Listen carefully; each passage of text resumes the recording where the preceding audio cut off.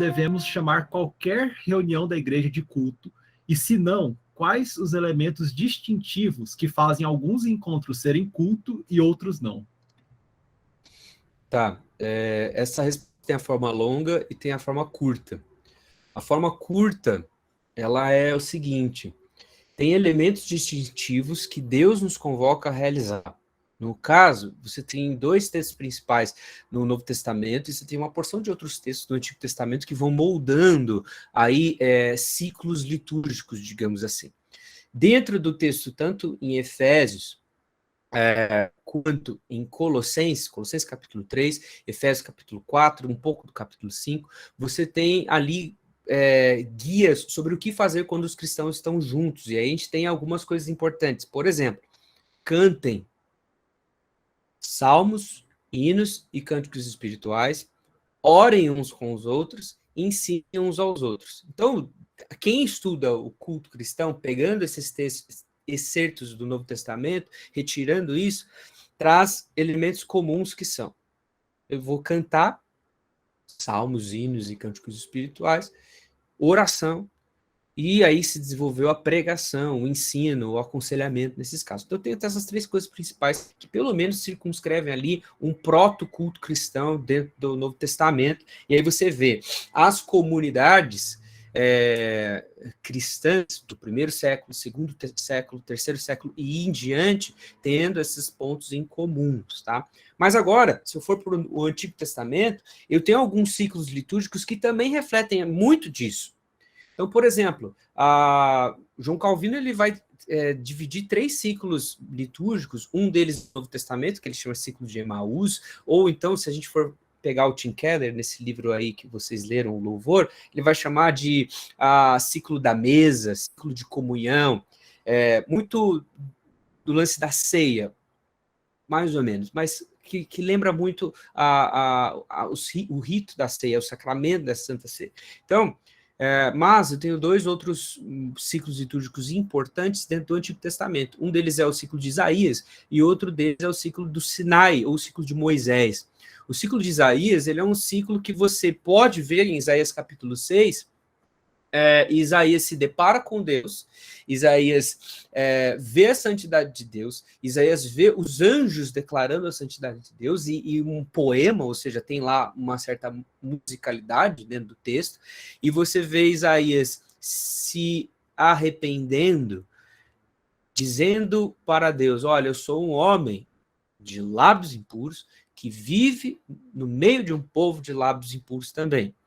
E então tem toda aquela movimentação ali que Deus viu um anjo que toca com uma tenaz a boca dele e ele diz: agora você está purificado, sua culpa foi removida.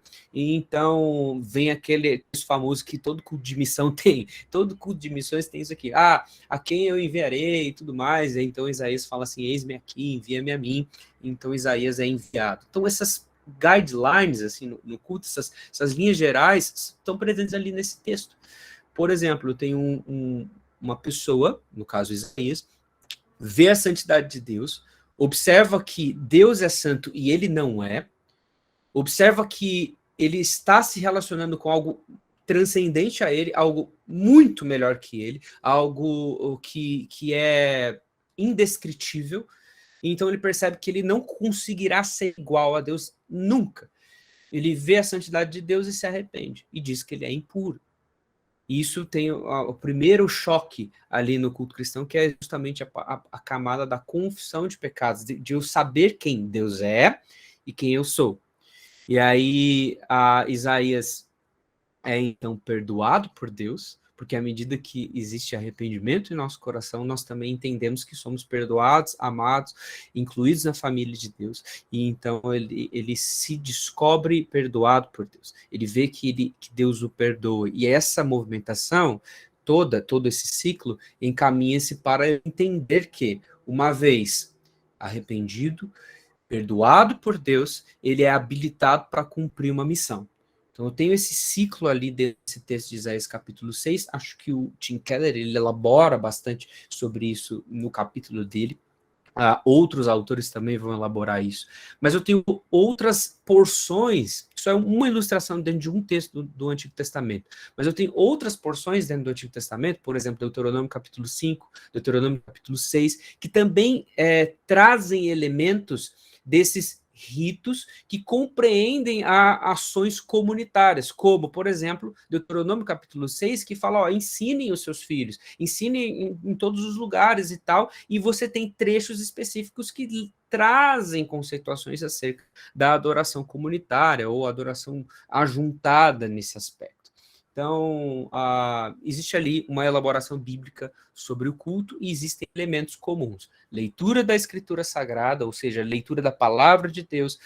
Existe poemas, poesia ali envolvendo, que aí a gente vai entender que são músicas, né? Salmos, hinos, cânticos espirituais e oração também. Então, eu tenho ensino, oração e canções, música, para ser bem... eu estou sendo bem simplista aqui, porque senão a gente vai gastar todo o tempo nessa pergunta. Mas daí, depois a gente pode elaborar um pouco mais. Agora, sobre a primeira parte da pergunta, que é, devemos chamar qualquer reunião da igreja de culto? Aí eu vou sair um pouquinho do Antigo e do Novo Testamento, dessa explicação toda, e falar o seguinte, o Pedro falou uma coisa muito importante. Se tudo é culto, nada é culto, eu acabo perdendo, eu acabo reduzindo o termo, assim, cada reunião, vamos fazer a seguinte exemplificação, domingo eu tenho o culto na igreja, ou de manhã, ou à noite, ou os dois, e aí você vai, de repente, segunda-feira, você tem a reunião na casa de uma pessoa, e aí você tenta copiar, emular os mesmos elementos do culto cristão ali na casa daquela pessoa e chamar aquilo de culto. Aí na terça-feira a gente faz na igreja e aí chama de reunião de oração, só que ele tenta também emular as mesmas coisas. E às vezes as coisas, só que para circunscrevendo ou uma mesma faixa etária, ou então o mesmo tipo de gente e tudo mais, não sendo igual ao culto cristão, que é aberto para todos, que é a reunião do povo todo.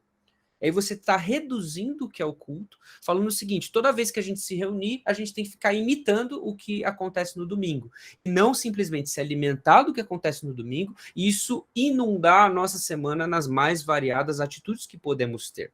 É claro que a gente precisa orar juntos, é claro que é bom cantarmos juntos, e é claro também que uns ensinem a outros.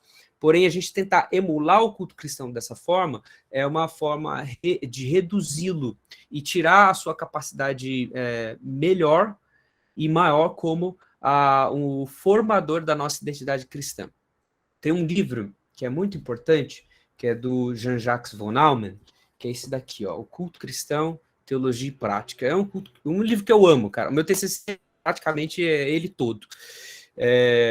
E esse livro talvez seja um dos mais importantes hoje sobre o culto cristão, tá? Mesmo. Inclusive, não sou eu que falo isso, é o Nicholas Wolterstorff que fala isso. Então, tem um carimbo Nicholas Wolterstorff de garantia. O von Naumann, ele trabalha o culto cristão em 3 pilares que vocês vão entender o que eu estou falando. O primeiro dos pilares é o recontar da história da salvação. Tem o culto cristão ali no domingo, que está recontando a história da salvação, ou seja, o evangelho. Então eu tenho uma história do evangelho sendo contada no culto cristão. Mas ele não é só isso, porque ao mesmo tempo que o culto cristão é o recontar da história da salvação, ele também confere à igreja a sua epifania, ou seja, a sua natureza, a sua identidade, a comunhão, e também o entendimento de que ela é enviada. Então eu tenho o recontar da história da salvação, eu tenho a epifania da igreja, ou seja, a natureza da igreja revelada, vivida, desfrutada e também comissionada no envio. Quando ela está ajuntada e comissionada para quando ela estiver espalhada nos diversos lugares onde a gente ocupa na nossa semana, na nossa rotina e tudo mais. E, ao mesmo tempo, o terceiro ponto do que o von Naumann vai falar é que o culto cristão também tem um quê escatológico, porque ele é o fim e o futuro do mundo. Ele revela ao mundo, ou seja, quem não está incluído na família de Deus e quem está ouvindo a proclamação do evangelho, o seu fim, o seu futuro, dando para quem está participando do culto cristão como alguém que entende o chamado de Deus, como alguém perdoado por Deus, como alguém que está adorando a Deus coletivamente ali, entende a esperança futura. E aquele que não tem essa esperança, ele entende o seu julgamento, ele percebe que existe sim um Deus soberano que traz juízo. E isso também provê ao mundo seu fim e seu futuro. Isso é um fator escatológico do culto, porque é justamente o ponto onde a igreja se reúne. E então tem essas três coisas: recontar da história da salvação, a epifania da igreja, o fim e o futuro do mundo. Eu posso chamar qualquer coisa que eu faço de culto? Não, porque senão eu vou reduzir todas as outras coisas e também reduzir o próprio domingo. Ah, mas a gente está sendo rigoroso com isso. Não, porque é o seguinte, tem um conceito que a teologia reformada tem trazido, isso talvez desde a própria Confissão de Fé de Westminster e tudo mais, e a gente chama isso de meios de graça. O que são meios de graça? São formas que entendemos, práticas que entendemos os benefícios da salvação. Eu tenho meios de graça que são individuais. Por exemplo, a oração, a meditação na palavra de Deus, a leitura da palavra de Deus, são meios de graça individuais que eu, sozinho, estou ali diante de Deus e estou desenvolvendo a minha compreensão do que a salvação traz de benefícios para mim, de deveres para mim, etc.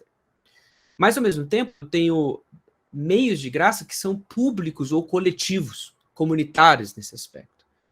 Um dos meios de graça comunitários é o próprio culto cristão. Então, existem outros comunitários com a própria comunhão que temos, ou seja, conforme desfrutamos de amizade, desfrutamos de vida na vida um com o outro, isso também é um meio de graça que vai nos fazer compreender os benefícios da salvação para a nossa vida e para a nossa vida em família. Mas o culto cristão, ele é em si mesmo um meio de graça. Então, é preciso reconhecer isso. Se eu for tentar replicá-lo durante a minha semana, ou de qualquer reunião, culto, talvez eu perca essa preciosa compreensão do domingo e também perca a preciosa compreensão de qualquer outra reunião que vai nos fazer desfrutar também de relacionamentos sem esse...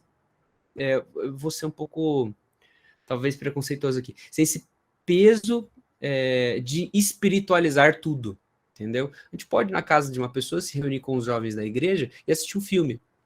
Não precisa simplesmente, vamos ter uma reunião de jovens e imitar um culto do domingo que já acontece ali. Bom, talvez dá para falar mais depois com as outras perguntas, mas mais ou menos isso. Muito bom, hein? Que é isso, minha gente? Deixa eu falar uma coisa aqui. Duas coisas, na verdade, mais provincianas. Primeiro, o livro do Jean-Jacques Van Almen. Eu gosto demais desse livro também. Eu subestimei um pouco, assim, eu deveria ter colocado ele na tutoria, mas eu falei assim, eu acho ele vai ser técnico demais, tal, eu não coloquei, subestimei. Acho que deveria pelo menos ser o alternativo, né, para ficar ali, para quem gosta de ler os dois, tal, usado. Eu usei bastante ele na parte política, eu gosto muito quando ele fala sobre a teologia política que se tem a partir do culto, né, como a liturgia é fundamental para isso, né, gerando as esperanças, né, como que o culto ele inopera e subverte os poderes, né, do mundo quando você cultua o Deus verdadeiro. Isso é um livraço. E, sim, absolutamente desconhecido, né, pelos reformados. O Von Almen, ele vai falar que o culto, ele exorciza o mundo, ele causa ao mundo um exorcismo. Isso é muito legal, é muito legal. Então, uma pena de ser tão pouco conhecido. Agora, uma outra coisa, assim, mais, sei lá, de quintal, de igreja, é que isso que é a pergunta da Rebeca, não é? Isso que a Rebeca pergunta é assim, tem uma tendência quando a gente transforma tudo em culto, nas nossas igrejas, assim, que é a gente tem uma programação lá, como o Guilherme falou, às vezes bem setorizada, né, da igreja, programação dos adolescentes, programação das mulheres, dos homens, não sei quem lá. E às vezes é só uma programação, só uma reunião para para um setor da igreja, ou um grupo, às vezes nem tão departamentalizado assim, se reunir, como o Guilherme falou, para ter entretenimento, como se entretenimento não fosse bom, não fosse parte da vida, né? Para a gente se encontrar tal. Não precisava fazer um culto. A gente não precisa de ter culto toda vez que a gente se reúne. O culto é uma reunião, realmente, né? Da igreja, do povo de Deus. Tem que estar reunido para ter culto. Mas não significa que toda reunião do povo de Deus é um culto. E aí o que acontece? Se faz um culto meia boca, só para falar que teve. Aí tem uma pregaçãozinha qualquer, tem uma música qualquer, e como se Deus pudesse ser cultuado de qualquer forma, só para cumprir um protocolo. Aí isso é o que é mais acusado na Escritura de cultos mecânicos, de adorações que são só da boca para fora, né, dos seus lábios, mas o seu Amós coração... principalmente faz isso. Exato. Porque assim, não estão preocupados com isso, estão preocupados com entretenimento. E não tem problema, porque assim, era uma programação para isso. Não estamos falando do culto de domingo, nós estamos falando da reunião do sábado, à tarde. Você é de culto, vai fazer outra coisa.